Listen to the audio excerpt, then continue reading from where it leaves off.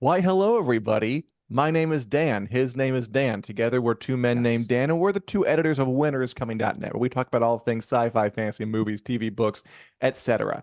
And what do you know? This is Take the Black, the podcast, where on a weekly basis we talk about all things sci-fi, movies, TV, books, etc. Um, Welcome to the program. Welcome to Cassandra 0913. Welcome to Robert Harris. Welcome to Fantasy. Welcome to Martha. Welcome to Julie. Good to see everybody. You've come on a good day, but I mean, let's be honest. We could say that of any day on this show, couldn't we? It's Daniel, how true. are you doing? I'm doing, like you said, it's a good day. So I'm doing great. I'm excited to talk about stuff. We've got so much to go through today. Westeros stuff, Wheel of Time stuff, maybe some Death. hyping up the Planet of Apes because I cannot resist later in the show. Yeah, no, I'm good. How are you, Dan? And how are all of you out there? And okay, look, it's about a bit over a month out from the premiere of House of the Dragon season 2, Wild. HBO's Game of Thrones prequel show that we're all very excited about. They're That's so ramping stuff up. soon. You can tell. You can tell they're ramping up all these new videos, new marketing materials. I think the big New York City red carpet premiere is on June the 3rd. The Hmm. premiere is on June the 16th. So we'll be seeing lots of stuff about dragons, about blonde people, about incest enthusiasts in the very near future. And over the That's the past official weekend, log line. it should be, if it's not. Over the past weekend, a bunch of the House of Dragon cast members went to CCXP Mexico, which is a Comic-Con like convention in Mexico, and just chatted about the new season. For instance, we had Steve Toussaint, who plays Corlys Velaryon, confirmed that the second season begins about 10 days after the first, which is a nice Mm, way for them to convey to us that time jumps are over. It's now yeah. days, weeks, and months from here on out. No more switching, no more replacements, just small gaps and watching the same characters descend into madness. Happy about that, Dan? Yeah, it's funny because I do feel like it kind of shows where we're at in House of the Dragon that 10 days have passed since the end of season one, and my gut reaction, and I am happy about it. I think it's going to be good. I think part of the reason there's that small time jump is so that we can maybe launch right into events like Blood and Cheese. Yeah. The reasonable amount of time has passed to realistically set up those sorts of chains of events. But my gut reaction was, oh, why did they, I almost felt sad that we were going to miss what Rhaenyra and those characters were doing during those 10 days. So it does feel like the time jump era of House of the Dragon is at an end. Um, I think it feels right. Sounds right, feels right. What do you think, Dan? You think I this assume is you're right that because we've talked about how they're going to like realistically get into Mhm. from Luke's murder to what happens afterwards, Yes. and have it all happen in like the first episode, blood and cheese stuff. And if they have a little bit of a time jump in there, it could help a lot. And then Yeah, totally. I can see it right now. If it were the old times of TV where we had commercial breaks, it would, Damon would like say, we're gonna be like, no, Damon, you can't take revenge for Luke's death. And he'd be like, I promise. And then he'd go around a corner and meet some guy in a hooded cloak and he'd be like, do you have the murder weapon? And then it would cut to commercial. That kind of thing. I predict that Yeah. kind of thing. Man, it's funny. I'm so happy. So you mentioned that HBO's been marketing House of the Dragon, which is nice, which is refreshing, and is almost like a little bit of a system shock to me because we live in such a streaming age where so many of Yeah. these streamers like do like kind of the minimum to market their shows before they come out compared to something like HBO where they're doing all these cute videos of the cast and stuff like a month and a half ahead of time. Um, but the commercial break thing too, you just made me think of that like so Amazon shows, I noticed with Fallout is built with commercial breaks in it. So whether It you is? this yeah, Fallout has cut to black moments during each episode. And they kind of set it up that way so that it fits seamlessly on Amazon's, commercial driven Prime subscriptions. But it'll be nice to go back to something like House of the Dragon, which does not have those little, artificial breaks. As much as Damon saying, do you have the murder weapon? Ha ha ha. Cut to commercial. Would have been fun. I'm looking forward to like this home box office experience. So yeah, it should be You a good know, time. Priyanshu has a really good question in the YouTube channel here. Do we think they're gonna skip Aemond, who just Hmm. killed his nephew, coming home and kind of sharing what he did with Otto and Alicent? Like, oopsie daisy, I killed Lucerys, started a war. And and dialogue from the book, how could you be so blind? That's a good point. If there's a 10 Yeah, day yeah. skip, unless Aemon like took the real scenic route home, like where he's like, okay, I gotta get a game plan together. He's just off somewhere That for 10 probably does days. mean that it'll be skipped. But maybe I also say that it was Steve Toussaint saying this, who's plays Cloris Flame, who's part of the Black team, and they've said that the greens and the blacks, like the actors, are pretty much in separate camps now, and they don't really see each Yeah. other on set. Not on purpose, just because they're not in the same scenes. Like they're filming in one Yeah. location, the one sounds into the other one.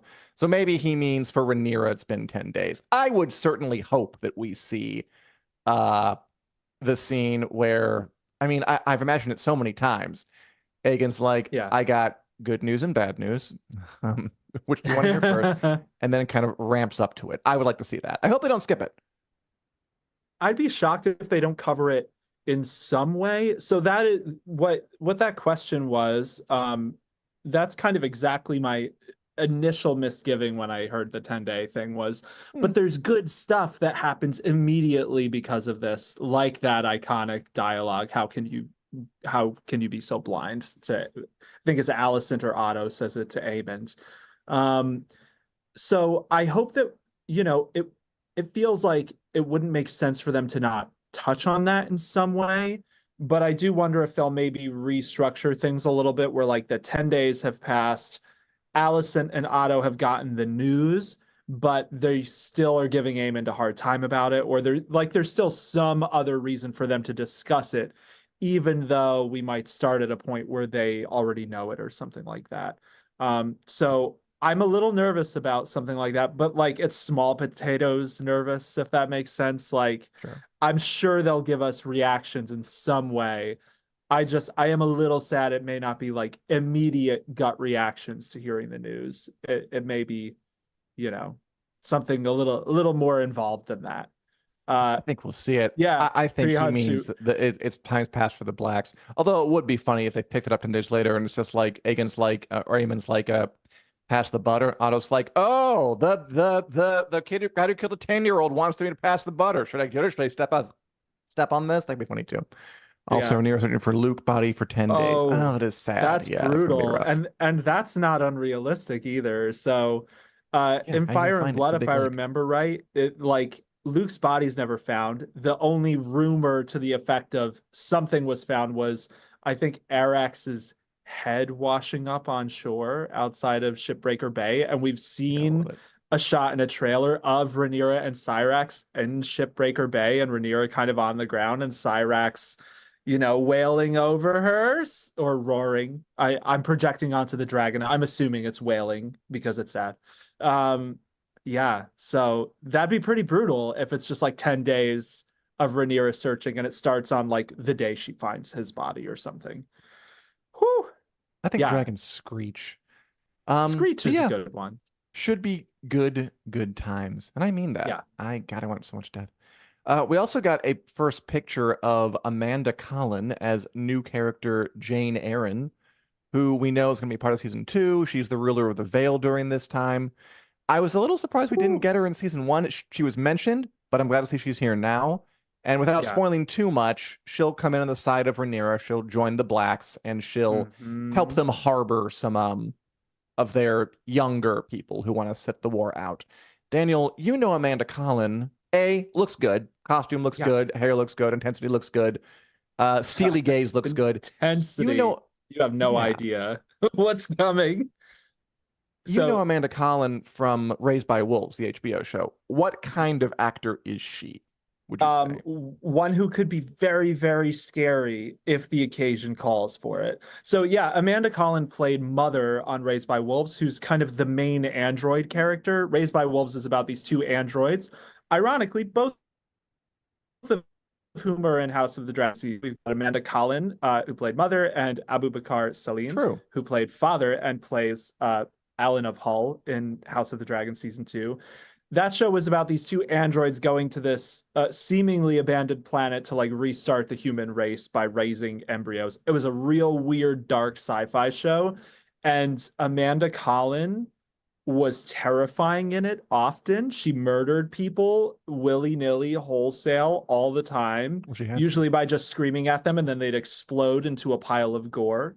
Um, so yeah, you mentioned like steely gaze, like yeah, she's got it. She can definitely do the you know, intimidating, but also like a like glimmers of I don't want to say like childlike wonder. That doesn't feel quite right, but like compassion that could flip on a dime into being terrifying. I feel like she's really good at those sorts of emotional twists and turns, which feels pretty good for Jane Eyre.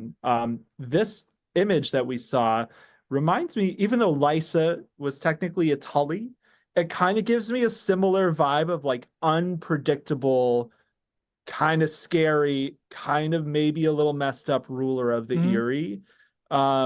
And that's like exactly Amanda Collins' wheelhouse. Like she would be perfect for something like that. So I'm glad they held her back, held Jane Eyre back from season 1 because it gave them a chance to like, not to cast an actor who they knew they could give a slightly more substantial part in instead of Mhm. bringing Jane Eyre in for like a scene and maybe not being able to get a larger casting for that. So yeah, Yeah, I'm I hear so you. excited for her.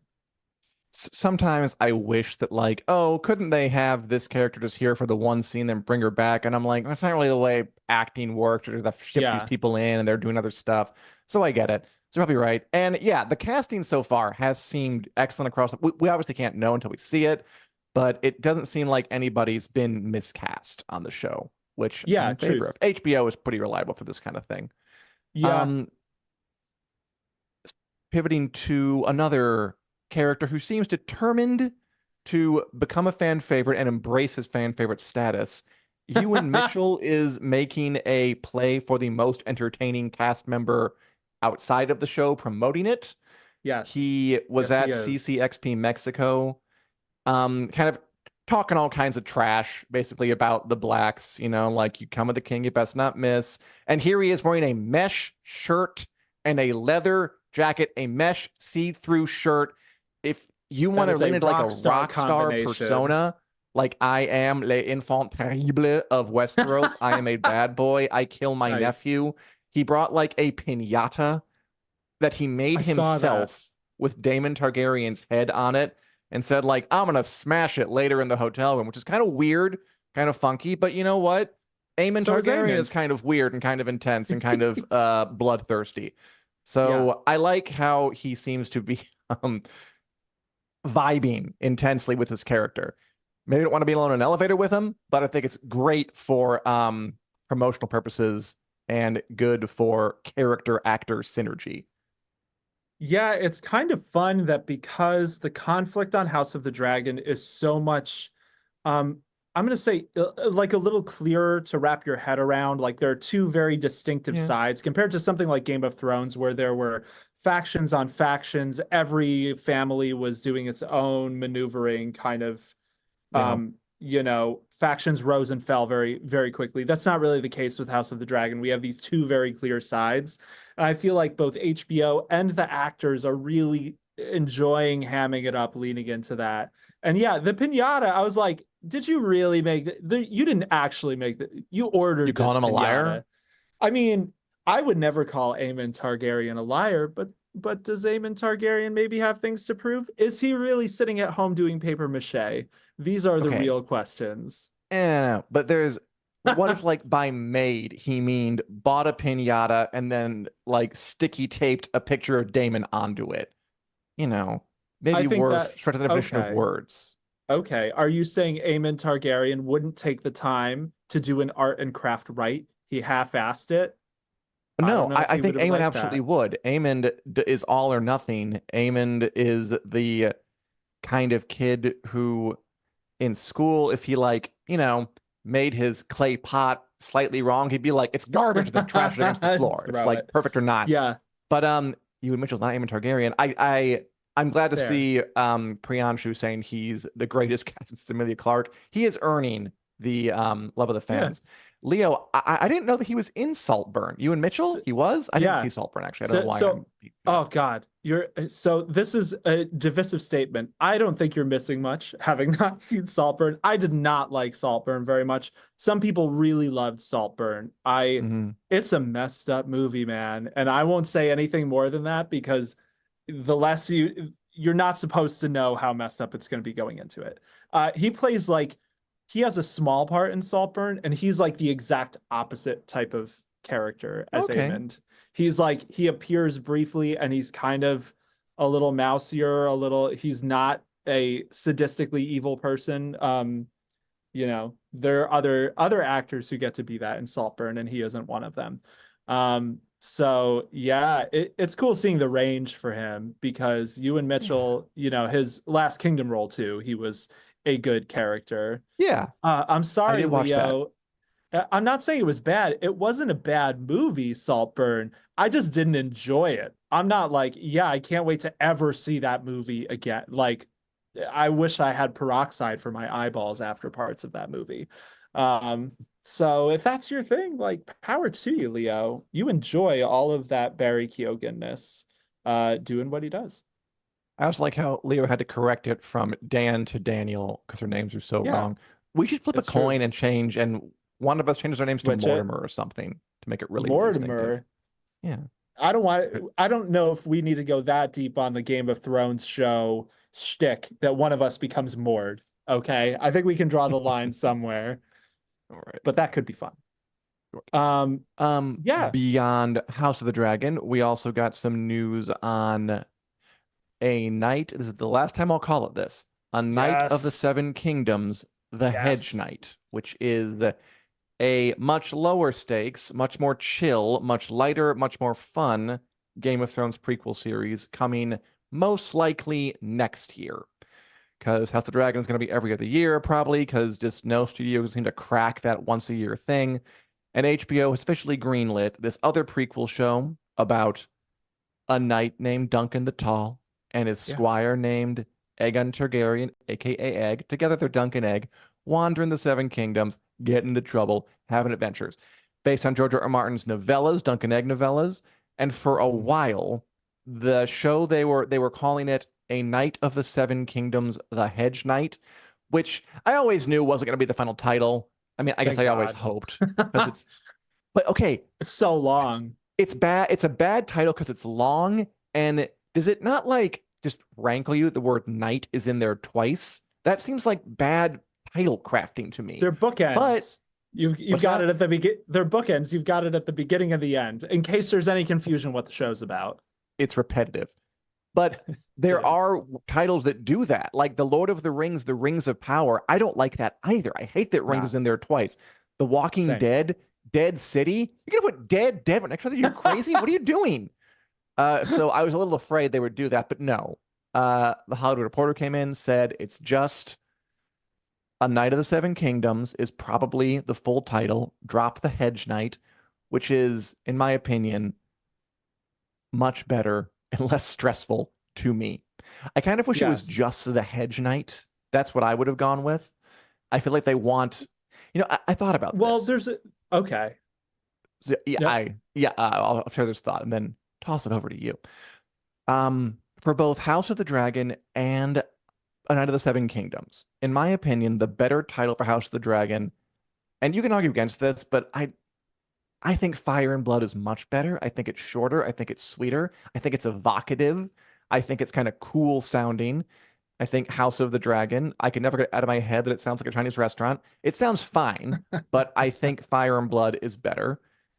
The Hedge Knight I like. Again, shorter, sweeter. I also love the irony of it because this story is about kind of Dunk and Egg wandering Westeros. Eventually, they kind of develop into they get older. Mhm. Egg becomes king. Dunk becomes his king's guard. And I thought, wouldn't it be wonderful if it was like season 7 and Sir Duncan the Tall was on the king's guard, but the show is still called The Hedge Knight because in his heart, he's never stopped being that simple 7 foot tall dunk. I love the irony of that. And I Ooh, feel that's like they nice. chose a Knight of the Seven Kingdoms because they wanted seven kingdoms in there, because they want you to know that it's a Game of Thrones show. And they chose House of the Dragon, not Fire and Blood, because they want dragon in there. Because you remember the dragon show with the dragon lady with the blonde hair and the dragons. That's my theory, even though I would rather have the other titles. Yeah, I think that we've got a lot of great comments. Ben Jack saying, I think the issue with the Hedge Knight is that it's not as obviously Game of Thrones related by name only. Damn. House of the Dragon's another similar thing where that's like you said, it gets dragon in the title. Game of Thrones was about great houses. Everyone knows the Targaryens. They were Mhm. the House of the Dragon.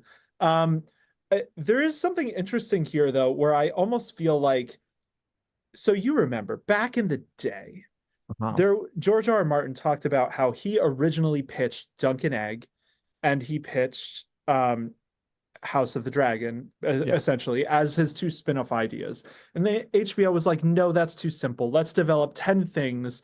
And then years later, they kind of came back to it and said, maybe you were Oops. right. I feel like there's something similar with some of these naming conventions. So like the Hedge Knight is the name of the first Dunk and Egg story, Hmm. and Dunk is a literal Hedge Knight in that Yes, coming he up is. and he becomes a Hedge Knight essentially through that story. He starts it Hmm. as a squire. He does not start the story as a knight. It begins with his knight he was squiring dying and him burying that knight. That's Yes, it the does. opening scene of the Hedge Knight. When they so George R. R. Martin has written three of these, and I do agree with I don't it's not in the chat anymore because it's scrolled down, but someone said they kind of wish they would have subtitled each season as whichever novella they were adapting, which I like on premise, but I think would have been really clunky to do like in reality. But so when I think it's Bantam, the publisher released all three of these novellas in one book for the first time, they called it A Knight of the Seven Kingdoms. They did. So that is where that name came from. And that was a publishing decision of it would be too confusing to call it Dunk and Egg or this or that. Like A Knight of the Seven Kingdoms sounds nice. That's what he is. Let's go with that. It's a catch-all title. And I feel like again with HBO, they were like, well, that maybe that's not clear enough. Colon the Hedge Knight. And it's like we can just come back around to the same decision and have it still be the right decision a Hmm. second time. Like A Knight of the Seven Kingdoms works. Um, yeah, I think that's a good title for it. I'm so glad they got rid of the colon It's because not bad. it's It's not a bad unwieldy. title at all. Studios, stop doing these colon titles. They are Yeah. unwieldy and no one actually says it by the colon title. They all abbreviate it and laugh at you behind your back. True. And you don't need that in your life. Yes, I agree with everything. It's not a bad title at all. It's a good title. Yeah. I like the snappiness and the built-in kind of irony of the Hedge Knight, but Yeah, perfectly fine, that's a good as long as there's not beautiful. the colon I in there. love your idea with that of what if he then became the King's Guard, the Lord Commander of the King's Guard, but he was still in his heart a Hedge Knight. You That's know what it's about for real? you're The shooting Hedge above Knight. the HBO pay grade here, Dan. That's too good of an idea. Fire and Blood too. Fire's badass, Blood's badass together. Unstoppable, but it's too late. It's fine. They're both good titles. We've And come again, too in far. like the kind of range of titles of TV on right now, pretty good. Because yeah, Yeah, you're right. Those colon titles, man. The Walking Dead, The Ones Who Live. That's not even repeating a word, but it's still way too long. You're right. It's yeah. good. It's fine. We also learned from It's TH. fine. It's fine. Sorry, it's yeah, they're good. We also learned from THR that the first season of A Night of the Seven Kingdoms, or AKOTSK for short, will have Nice. 6 episodes, which I have not. I'm going to read them very shortly. That's my next book after I They're finish great. the Mistborn stuff. Um, is that too much, too little? Because I know they're not No, very long, these that's novellas. I perfect. know that it took like HBO 10 episodes to adapt a Game of Thrones, which was like several hundred pages, and this is like 150 or something. How do you feel? I think that's so we've known this for a minute. I think George R. R. Martin confirmed the 6 episode count way back when the show was first announced, and he went on his Nota blog and talked about it. Mhm. Um, I think that's the perfect amount for this. So Dunk and Egg is going to feel more like mini series type shows. Oh yeah, Scruffy making an Mhm. appearance for you Oh, he's audio there. listeners. Scruffy the dog is now in Dan's background, snoozing like a good boy. Um, yeah, I think 6 episodes is perfect for this because, like you said, these are novellas. They're only like 150, 180, maybe 200 pages long by the Mystery Night, which is the third one. Um, there's no reason to do more episodes. They don't need to make it bigger and expansive. Like the charm of Dunk and Egg is that they're very contained little stories, Mhm. but there's still enough meat on the bone there that 6 episodes feels like I'd be nervous if it was less than that. I'd be nervous if Right. it was 10. Because then it would be an obvious signal that they're stretching stuff in weird ways, probably. 6 feels perfect. Especially because one other detail from I think that Hollywood Reporter report Piece. is that Owen Harris, who was the director of San Junipero, which is a really, really wonderful episode of Black Mirror that a lot of people really love. So Owen Harris is directing the entire first half of A Mhm. Night of the Seven Kingdoms, the first 3 episodes. And I feel like with a 6 episode run, when you have that type of director continuity where, you have one director for half the season, I don't think we know for sure who's directing the back half yet. No, we don't. Um, but presumably there will not be more than 3 people. I would imagine they'll get either one or maybe 2 people to direct those last 3 episodes. Um, I feel like that could add a nice little bit of visual continuity to the show as well that would work really well for a mini series like this. Yeah, So totally. there's a lot of I feel like there's a lot of stuff that's making me really excited for the Dunk and Egg show. And I feel like it could be a really nice it's interesting. I didn't really think about what a great compliment it is to House of the Dragon until we're talking about this right now because House of the Dragon is a straight tragedy. Like, Mhm. spoiler alert, people, like it's a Shakespearean tragedy in Westeros. It's not going to end well for anyone. And Duncan Egg is kind of like the opposite. It's very light little adventures. Even when it gets serious, Dunk will still give Egg a clout on the ear for talking back and stuff. So, um, Well, I do think that George R. R. Martin subscribes to the idea that any comedy told long enough becomes a tragedy. Like if they get to the very end of Dunk oh and yeah, Egg, sure. it might get sadder, but it's a very open question whether that's going to happen. And yeah, Yeah, great well, comments, you guys. sorry. Sorry, you were saying? No, I insist. After you. I'm gonna look Okay. something up. Sure. Yeah. It's looking great. I know that someone mentioned Dexter Soul Ansel, who was playing Egg, shaved his head. He did on Instagram. Here he is, looking adorable, looking egg-like. He definitely looks like an egg. That kid's very, very cute. He's like suspiciously cute. Like those videos. I understand he's a child, but just the videos, he's all wide smiles and he's all like big, innocent, happy eyes. And I'm like, damn, that kid is cute. Which I assume is what the character needs. So, looking forward to seeing him in all his bald glory when the show premieres next year. Yeah. Good for So Dexter, I can I ask you a question? Because we've been just I casually guess. referring to, Egg as Egg on the Fifth. All of you guys here listening, you probably are at least somewhat aware of the Dunkin' Egg stories.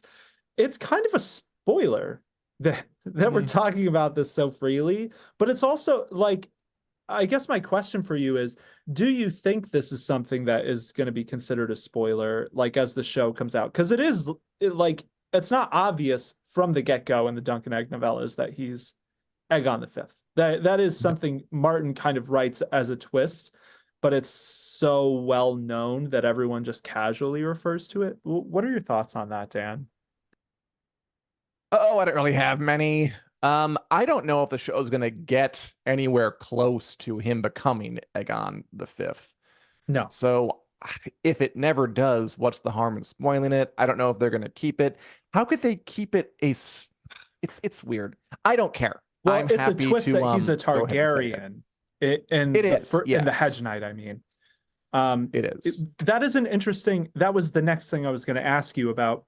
just what we thought timeline wise, because Mhm. so Egg doesn't become king until he's 33.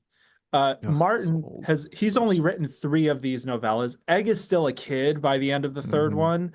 And Martin has said he wants to write, I think like something crazy like 8 or 10 or 12 Yeah, more yeah. of, He wants to do a and lot of like things. regardless of how many he actually does, I do think that is telling of the amount of stuff Dunk and Egg get up to. Because it does, Hmm. like World of Ice and Fire talks about this a little bit, like all the things Dunk and Egg do in their journeys.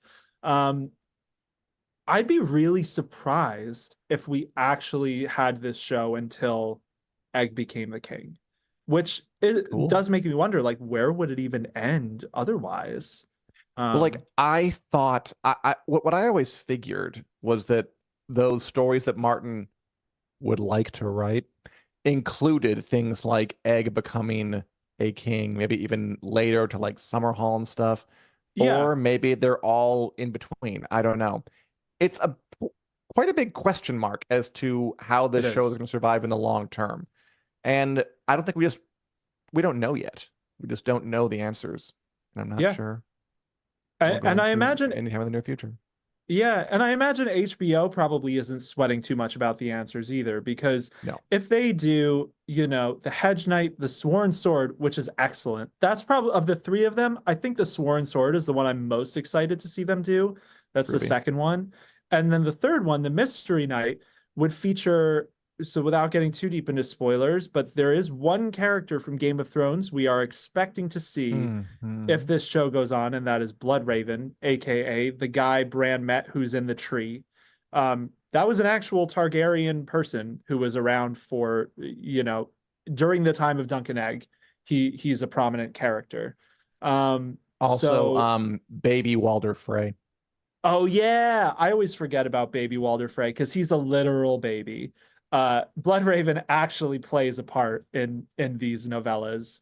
Uh, but yeah, so it'll be interesting. I'm really excited to see what they do with this show. I feel like Me they too. have more options even. And yeah, Priyanshu is right. Maester Aemon too.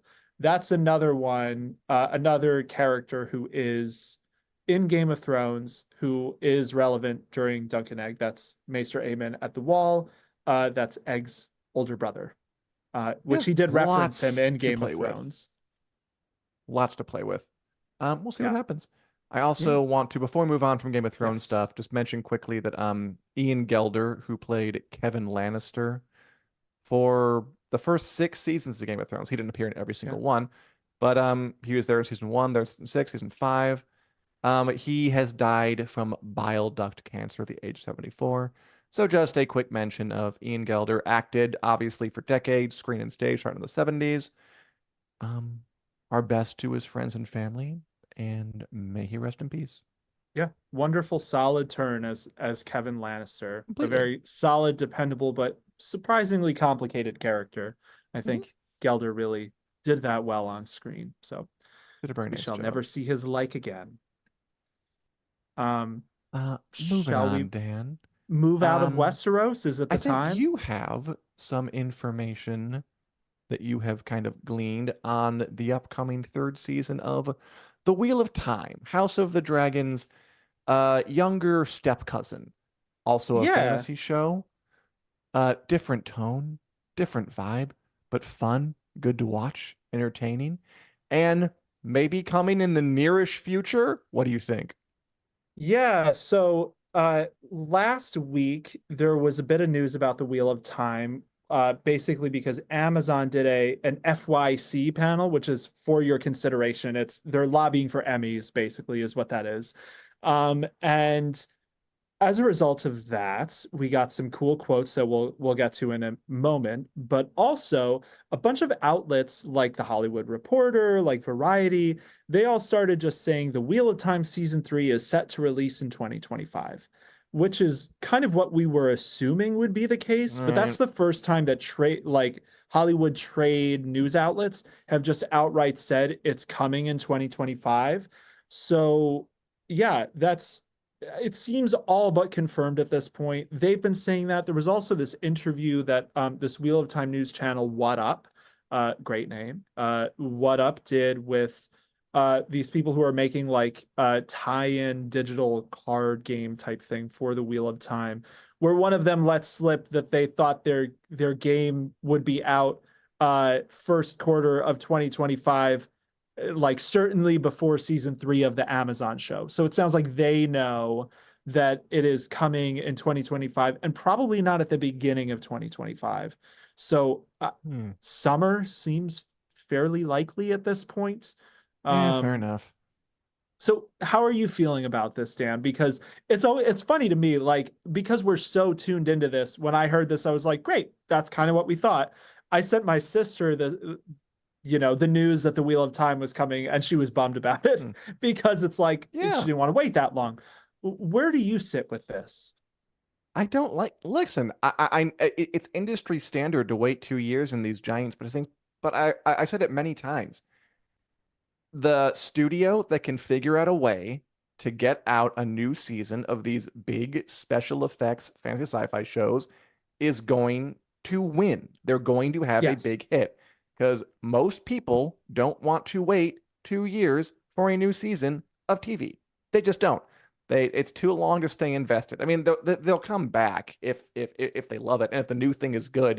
It's kind of like it has to like reestablish itself every single time rather than like being part of a continuity.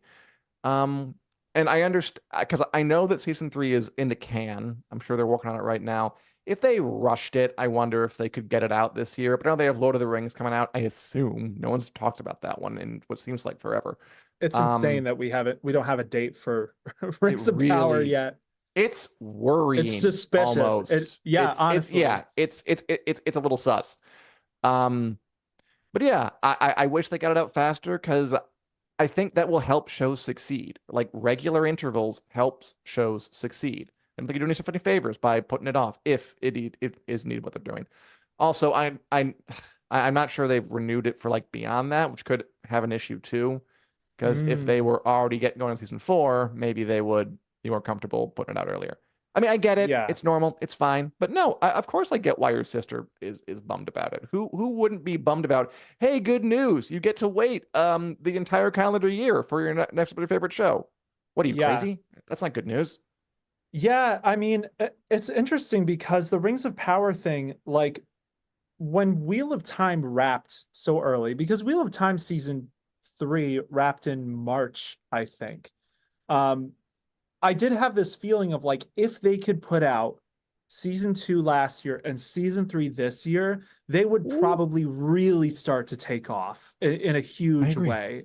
It feels like it would have been like a coup if they could pull it off in our modern television landscape.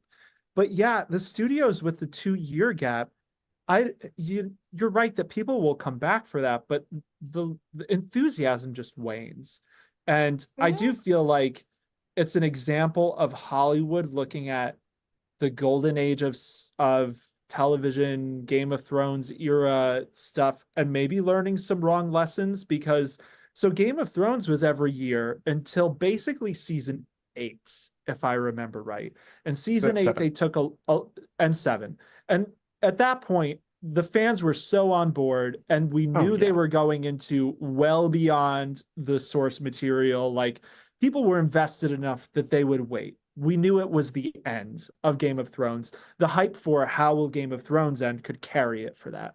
But like to do those 2 year jumps from the get go, like it's hard to think of too many shows that did that really, really took off. Cause like I can think of one from that same era of television of Game of Thrones that normalized 2 years from the start that it went badly for, and that's Westworld, which was kind of the progenitor of the 2 years between seasons for this type of television, because they were doing 2 years between seasons even before Game of Thrones hit season 7 and 8. And we saw even we can debate the quality of the later seasons of Westworld, but I think that the audience is coming back, like the time period, the time jumps, uh, or time gaps rather, definitely didn't help with that. So yeah, I do worry a little bit like part of me wonders if this is an Amazon move more than a Wheel of Time production move. Like, Maybe. are they pushing it back because they already have Rings of Power coming out this year, which they also are being really weird and cagey about advertising because it's now May and we still haven't heard a peep about when it's coming out. Um, it does feel a little, once again with these studios, it feels a little like, is the Rings of Power just gonna end up making a mess for everyone until they realize the Wheel of Time is their show that could actually really become a hit? Um, and I don't know. We'll find out. That's my TED Talk. Thank you for coming to it. Yeah. Um, And we did have a cool quote though. Do you should talk about this quote Yeah, we can do it quickly from because Rafe we're Judd. starting to whittle on, and I want to thank Ben Jack for correcting me. Yeah, season seven was not that much later than normal. Thank you, Ben Jack. I am an idiot. We also had Wheel of Time showrunner Rafe Judkins basically say that the first 15 minutes of the Wheel of Time season three are he loves it because it's just a bunch of women in their 40s and 50s shredding each other and it is wonderful to behold, which sounds great. I would watch that. Um, I love that the Wheel of Time is packed to the gills with 40, 50 something Aes Sedai sorceresses staring daggers at each other. I welcome it. I bow to my new harsh school marm overlords. And I wish I was watching it this year, but I'm not, and that's fine. Yeah, totally. And we do have, so we won't go too deep into spoilers here, but I've got a pretty good idea, I think, of what those that bonker set piece of 40s and 50s women shredding each Mm, other might be. Um, which I think it will involve Leandrin. There's a scene in the books that we don't get to see in the books, where Leandrin and we'll say several of her cohorts leave the White Tower in a violent manner. And that's all I'll say to not go too deep into spoilers. And there's another quote from Rafe Judkins that was, I think, last year at New York Comic Con, where he said, "We'll find out what Leandrin is up to right at the top of season three." mhm. Um, so there are only so many things that could be. Maybe it's a flashback is the other option. I'm Because looking forward to it. Leandrin's yeah, jawline could cut diamonds. it could. I love looking at her face. Yes. Um, Beyond all this, beyond House of the Dragon, beyond A Knight of the Seven Kingdoms officially, beyond the Wheel of Hmm. Time, um, what else are you watching or about to watch, Daniel? What all you out there? What are you watching, about to watch, excited about, being entertained by? Anything on your radar, Daniel?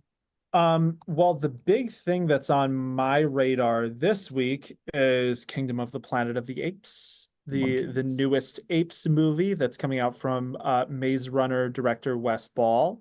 I really like the Planet of the Apes as a franchise. I think it does. I've been a fan like since I was a kid. I saw the original.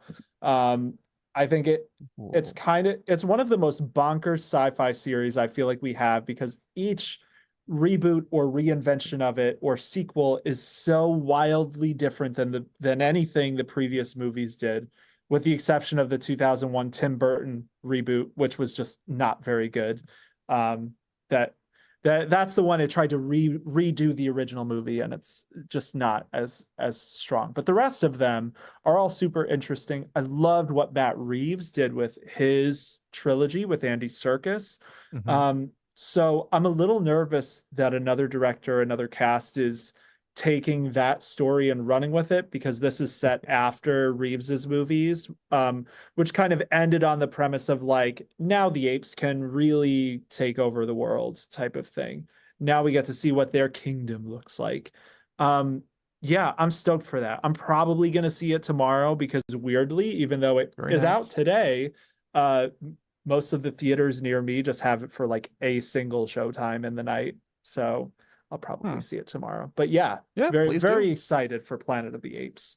Um, Cool. Yeah, those movies are good. I'm looking forward to your impressions. I'm not sure if I'll see it, but it does look good. Um, yeah.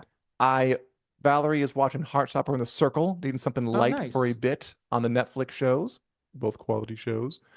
Leo's with me. He's watching Hacks. I watched Hacks. I Ah, agree. Great trips to premiere. That is a really good Max show about an older comedian and a younger comedian working together. But Daniel, here's the question. Are they geniuses or are they hacks? You decide. Really funny that's the show, fun question. show. I like it. That show's good. Good comedy. Cool. Um, I'm trying to get a hold of Interview with the Vampire screeners. They're not forthcoming.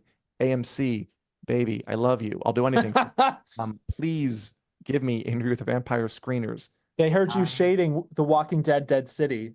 They said, no, we want dead 3 times in our title, and you won't get screeners for that either. Call it The Walking Dead, the deadest dead city, and I will praise it to the heavens. Just please, please, please. I want to see the sexy gay vampires do their thing. That because I love the first season. I want to see the second season. Looks good. Yeah. I'm curious about the new Doctor Who that airs this Friday. Again, I've always said this. I kind of go up and down Doctor Who, but this looks like an up year. I might Yeah, pick that out does. because it's getting a lot of buzz about the new Disney money, the new showrunner returning, and the new Ncuti Gatwa in the title role. So yeah, some good stuff on the horizon. We've been talking about recently how there's been so much good TV between like Fallout and Yeah. Shogun and Three Body Problem, and we're about to go into House of the Dragon and Interview with the Vampire. The Boys is coming up. The Boys is always Yep. a solid pick. Um, 2024 is bringing it, and I'm pleased. I like how neither of us mentioned The Acolyte and this run of When all is the that good TV coming? we're getting. It's coming out in June as well. No, it is. So June is going to be a big month. The Boys, House of the Dragon, The Acolyte, and The Bear is the other big one. The Bear is coming back for its 3rd season. I'll definitely watch that. I feel like it's just kind of a testament to how much goodwill Lucasfilm has burned that The Acolyte is coming, and it doesn't seem like it's drumming up the same sort of excitement that some of their other shows have, even though it looks like it could be good. But I mean, it could um, be good. It's also just like you get to choose, right? I mean, maybe the yes, Acolyte's good, but if it's like Interview with the Vampire, The Boys, House of the Dragon, and the Acolyte are all at the same time, that's probably like the fourth out of those four in terms of my yeah, interest, at any rate. It could be good though. yep. That is definitely a competition thing. I think they have some hard competition they're going up against this month. Yeah, I so Interview with the Vampire, I'm hearing a lot of really good things about the second Yes, season so am I. because yeah, so am I. Um, yeah, I need to get caught up on that show. I am one other thing I'm watching. I'm just about to finish Succession. I've got, I think, 2 episodes left, and that's been really fun. Finally catching up from, I think, was it last year it aired its final season? Around, I Um, think. Yeah. yeah, so that's been great. And aside from that, I'm reading. I'm taking there's not a lot of TV I feel like that I'm gunning for this month. Most of it's coming out in June. There was a lot that came out in April that I was really all for, but I'm not current on Interview. Um, and I've never really been a Whovian. Like I like random Yeah, episodes, but yeah. I don't really go out of my way to watch it. But the Me movie, too, it's a honestly. great month at the movies. Between Furiosa. yeah, Furios is the other one I'm really looking forward to that comes out later this month. But aside from that, I'm reading a an early copy of it's like a Mulan retelling called The Night Ends with Fire by KX Song.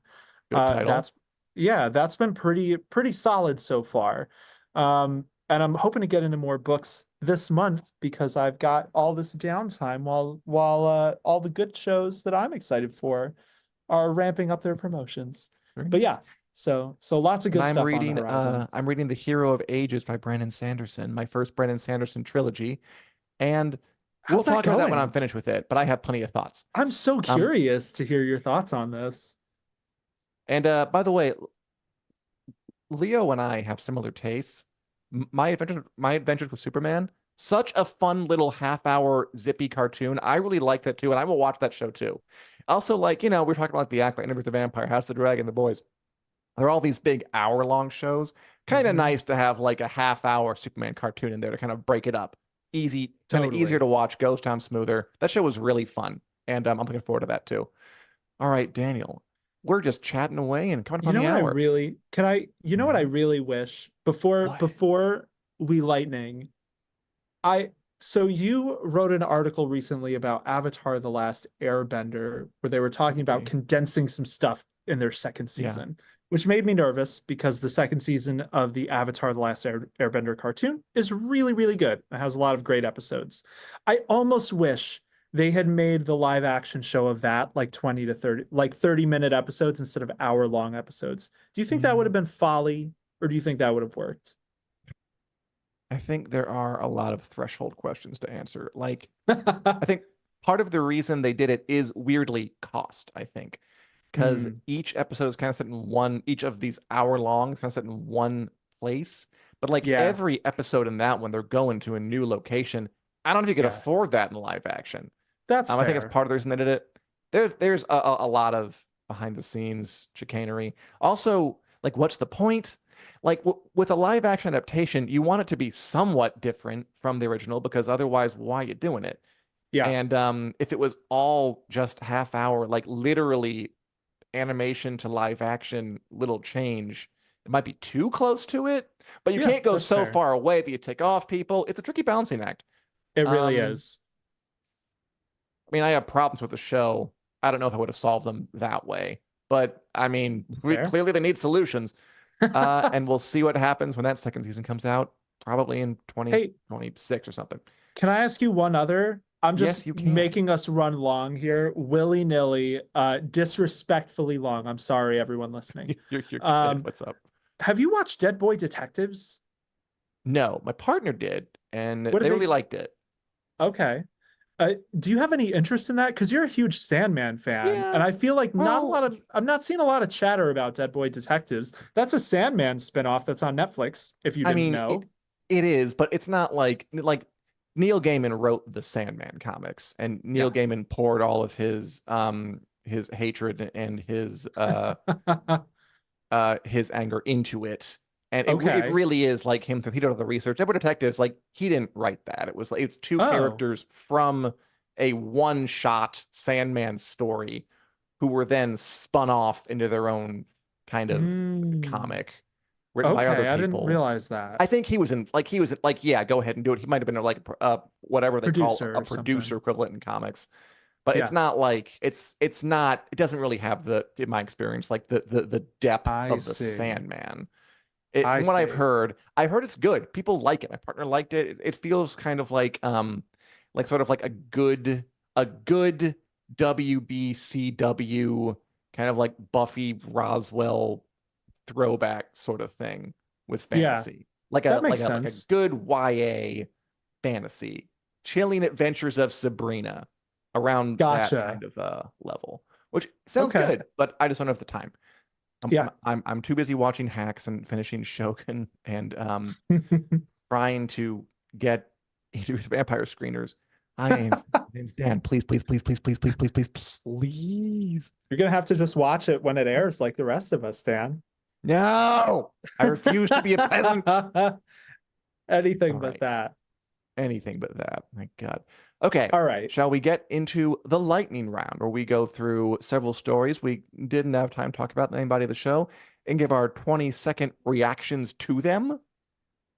Yeah, let's do it. I will stop putting it off and interrupting us. Let us lightning. All right. Blah, blah, blah. Give Scruffy's things in ready order. in the background. I see him. Oh, He cool. peeked. All right. Why don't you ask me the first one? No particular reason, just Yeah. why not? Yeah, I want to hear your thoughts on this. I don't have thoughts. So, yeah, please give us all of yours. Okay. So, we got the first image of David Corenswet as Superman. Yeah, in the new DC James Gunn Superman movie, putting on his boots while the Earth is attacked by an alien eye, I guess. Very interesting choice for the very first image of like Superman kind of lazily in a blasé manner. I got to do this again, putting on his boots while a city is destroyed. Interesting. I'm intrigued, I guess. Kind of a weird choice. Yeah. Daniel, Giancarlo Esposito, who you might remember as Gus Fring in Breaking Bad and Moff Gideon, The Mandalorian, he plays villains, says he's joining the Marvel Cinematic Universe. Won't say who he's playing. I know Professor X has been a popular fan cast. What do you think of that? I don't know how I would feel about him as Professor X. I feel like he could do a pretty good job with that. My first thought was Galactus, because that's another big role that's been talked about a lot that we know they're trying to cast is Galactus for the Fantastic Four movie. Mhm. Um, but I mean, Giancarlo Esposito is always excellent. So stoked. Sure. Bring him Yeah. on in the Marvel Cinematic Universe. Speaking of the MCU, Mhm. Disney CEO Bob Iger says Ah, Marvel is cutting back. They will put out no more than 2 TV shows and 3 movies a year. okay, here's the thing. That's still a lot. Like, 5 things. yeah, 5 things, TV shows and movies. That's still quite a bit. Um, I'd I'd say keep turning that lever down a bit. Go for like I'd say maybe 2 movies and a TV show is where I'd say you might want to top it off to avoid fatigue. But Yeah, that uh feels like the right number. Call us, Bob. call us Bob. Hi Bob. Give me screeners for Doctor Who. Furiosa star Anya Taylor-Joy, who's going to headline the big violent car movie, doesn't have a driver's license. Hilarious. And obviously, she did drive in the movie. So Oh, that I think that's pretty funny. She said she's just never in one place long enough to have gotten yeah, one, which is fair. She travels all over the world doing movies. Um, but that's kind of funny. But you know that's what? funny. I bet no one in Mad Max has a driver's license either. Very good point. Yes, excellent point. Verisimilitude. Okay. Yes, yes. She was method acting by not having Mhm. one. So Peter Macon, who plays Bordis in the Orville, says the show may still be very much alive. That's in quotes for the Listen, listeners. I recently finished watching The Orville after your spirited recommendations. Really good, full of heart, very enjoyable in a wholesome sort of way. They've been talking about trying to get it go another fourth season for a while now. I don't know if I believe it. I mean, everybody's getting on. I hope it happens though, because one more season to wrap everything up would be delightful. I don't think they can really hope for more than that though. Yeah, All right. agree. Daniel, here's what I Yeah. know that you're interested in. I have personally never seen one of these movies, but Vin Really? Diesel, I just never got around to it. Vin Diesel's fourth Riddick movie called Riddick Furia is to begin filming in August. Yeah, Riddick Furia coming. He's working Was on another Furia. one more than a decade after the last one. The Riddick movies are kind of hit or miss. The first one, Pitch Black, is like iconic creature horror from the early 2000s. Then the next one, Chronicles of Riddick, didn't do quite as well. It was kind of a space opera. Um, I'm excited to see what they do with another one. It's never a waste of time to watch a Riddick movie. They're always enjoyable Okay, at the very least. notable. Vin Diesel, like what more do you need to know? He's a space Oh, convict, yeah. killing creatures and bad soldiers and stuff. Um, okay, Can't wait. so I don't know how much you care about this, but I want to hear you tell us how much you care about it. So Okay. Hollywood is apparently eyeing a reboot of the Maze Runner movies. Well, look, I didn't see the Maze Runner movies. I'm doubting you saw the Maze Runner movies. I mean, you can I have surprise me right seen now them. if you did. You did? I Okay, cool. have. Well, then you take it. Okay. They were decent, not incredible, not terrible. I don't know why we're rebooting them like a decade later. Yeah. Hollywood, find some different IPs. You don't need this was so Wes Ball did a pretty decent job with those movies. Wes Ball, who's doing Kingdom of the Planet of the Apes. So meh. All right, I'll ask They you made this money. last one then. Okay. They did make money. They weren't bad movies. They weren't great movies. Jojen Reed was in the first one. He did a Yes, he pretty good was. job. Okay. Since I stole that one from you, would you like to talk about this last one? Go ahead. Okay. So, bringing putting on somber faces here for a moment.